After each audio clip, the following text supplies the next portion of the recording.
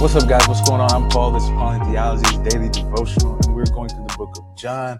This is the last sign that he does for public ministry, and then he goes off on his in private and speaks with the disciples, and we get to see the reaction of the people. And we saw what the crowds or the Jews thought, and now we're going to see what is the ruling elite, the Pharisees, the high priests, and what they have to say about this. And so if you haven't read, go ahead and check out John chapter 11, 47 through 48. Come back and we'll answer the 4 questions. If you've already read it, let's dive in, man. Let's dig deep to see what's going on, man. And so what is happening is the first question that we always ask. What's happening? Well, it says that the Pharisees, the high priests, and the high priests and the Pharisees, the ruling elite, these people, they gathered together, man. They talked about what's going on. They said, man, this man does many signs. He's doing a lot of stuff. They say, and if they permit it to happen, then everyone will believe, and then Rome will come and they will take up their place and their country or their nation. So the what's going on is that these brothers here are fearing men more than they are God. They're seeing maybe their own boastfulness or their own pride or their own position and place rather than the signs. And it's funny that they're saying this where it says that he does many signs, and these signs all point to the relationship, the unique sonship that Jesus has.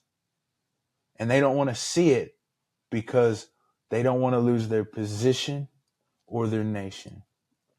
And I know this is scary. I know this is tough because all they have known, all that they believe to hold together, to be able to identify themselves as a unique people could be gone, or that's the idea that it could be destroyed by this person, Jesus, because of what he says and how he does it.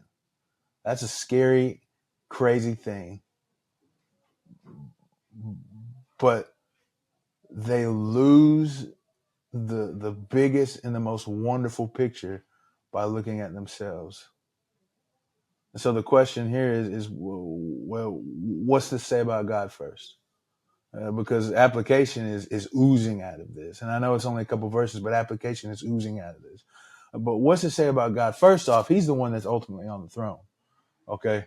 It didn't say it in so many words, but they're saying that they will lose their place and their position because they don't understand that God, in his form as Jesus, has come to be able to save them so that he can be, or he can lead them to the true kingdom, that he can have them in the true kingdom. God is ultimately the one on the throne. He's the one that controls and moves everything, but they don't see it. We want the place of power. And that's why I say that God is the one that's ultimately on the throne, because what does it say about man? The next question is that we want the place of power. Why are they not trusting or seeing or recognizing the signs? It's because of their own pride, their own desire, selfishness to be the lords of their life. They want to be the ruling ones. They want to be the ones that stand in power over others.